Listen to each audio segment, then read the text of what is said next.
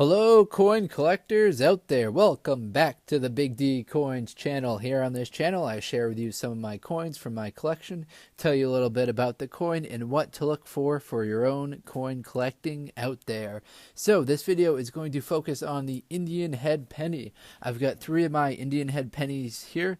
1862, this one is pretty interesting because it actually has a different weight than what you're probably used to seeing.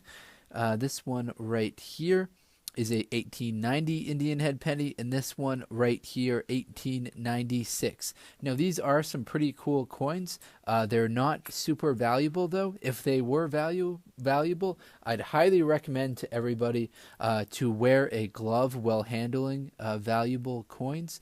That's because the oil on your fingers can actually wear away the details and kind of the luster of the coin. So keep an eye out for that. If you have valuable coins, be sure to take care of them. Be kind to them while handling them.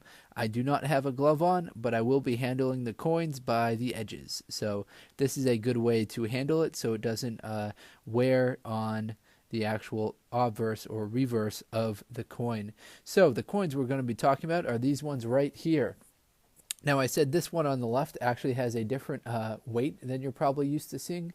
You're probably used to seeing the other ones that I have here, which are these right here are from the 1864 to 1909 series. The one on the left is actually from the 1860 to 1864 series. So the one on the left is a little bit thicker than these ones right here. We can flip it over and see the rim. So that's a good comparison right there. That one's much thicker than that one. So the one on the left, the 1862, that one weighs 4.67 grams, has a diameter of 19 millimeters. The one on the left also has a diameter of 19 millimeters, but only weighs 3.11 grams. Now, both of these coins are made out of 95% copper, 5% zinc. Now, sometimes I share with you the melt value of the coins, but these coins don't bother looking up the melt value.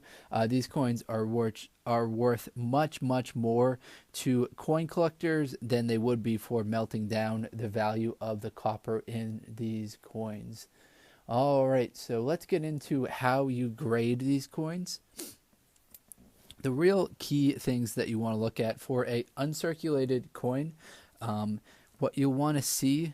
None of these are obviously uncirculated, but imagining maybe you have one in front of you, what you want to see is the kind of the luster of the coin to make sure that it's still there. So the uncirculated coins will have mint luster on them, so kind of the shininess, and they'll have it even on the high points of the coin. So on the high points of the coin are kind of right under the eye right there, the cheek, and right back there. So those are the high points of the coin. Those are the first spots of the coin that will wear off when it gets circulated. And then on the reverse of the coin, the first parts that will wear out are the knot in the ribbon right here. You can see mine is kind of worn, and the leaves in the wreath. So the leaves in the wreath definitely worn out. So definitely not a uncirculated coin, but this could be a good or a fine graded coin. It's not worth getting it graded because there's plenty of these out there, but it's still a very nice looking coin. You can see I've got a little bit of damage to the rim there. That's unfortunate.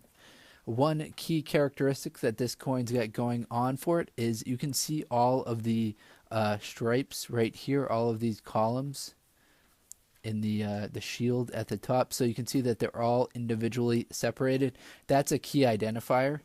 When we look at the reverse of these coins right here, you can see that these ones are, that one happens to be all separated, and this one is starting to kind of fade. So look at the right there, see how that's kind of starting to fade. It's not real clear where the lines are in that shield. So that's a sign that the coin is kind of losing its value, because that's, as I said, one of the high points of the coin.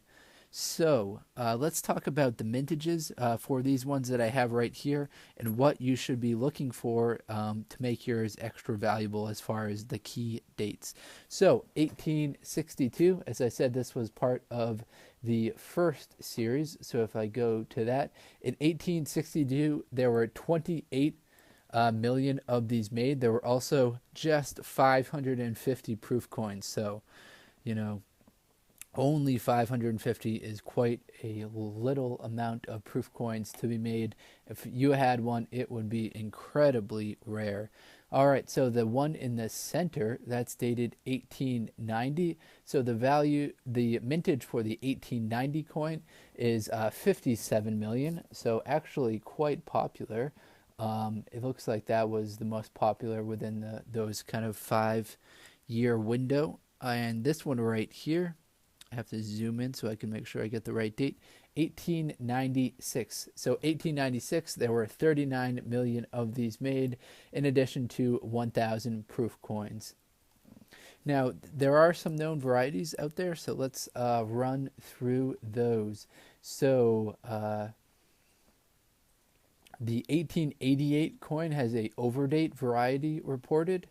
With the 1866, there's a type A and a type B. The 1877, that's the real king of all Indian head pennies. That one is extremely rare. There are only 852,000 made. So I was talking earlier and saying that the ones that I have in front of me, the mintages were 30 to 50 million. So the 1877, a very important key date, only 852,000 of those made.